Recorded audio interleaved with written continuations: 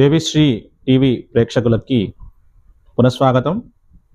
ఇప్పుడు మనము విశ్వావసునామ సంవత్సరంలోని సింహరాశి ఫలితాలను తెలుసుకుందాం.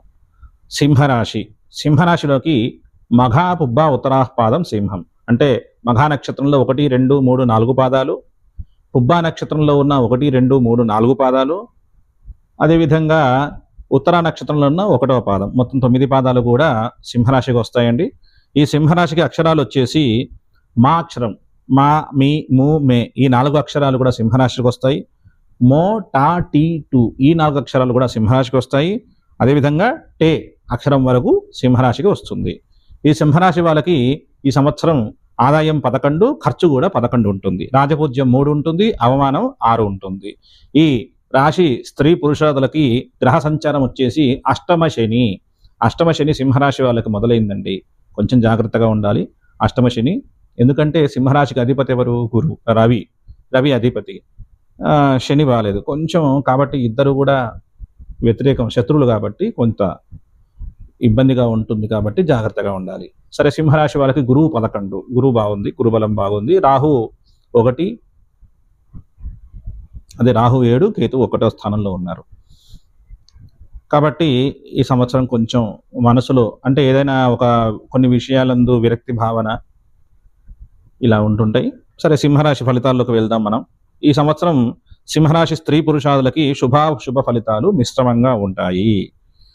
మీలో ఎన్ని రకాలుగా శక్తి సామర్థ్యాలు ఉన్నా కూడా ఈ సంవత్సరం ముందుకు వెళ్ళడం కొంచెం ఆటంకాలుగా ఉంటుంది.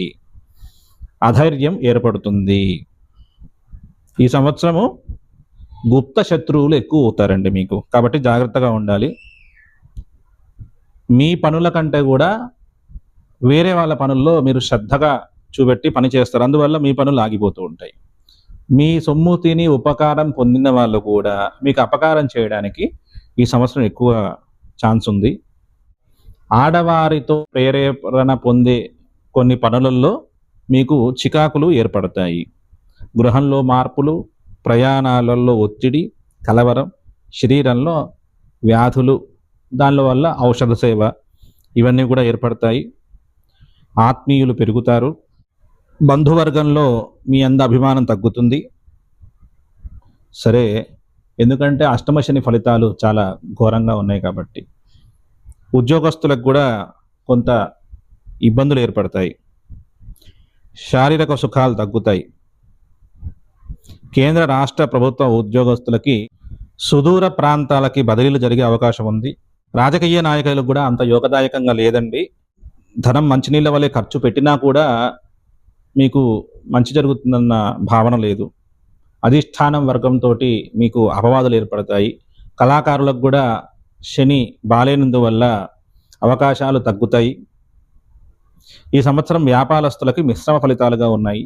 గురువు బాగుండడం వల్ల కొన్ని వ్యాపారాలు కలిసి వచ్చినా కూడా శని అష్టమ స్థానంలో ఉన్న అదే వ్యాపారాల్లో ఇబ్బంది జరుగుతూ ఉంటుంది.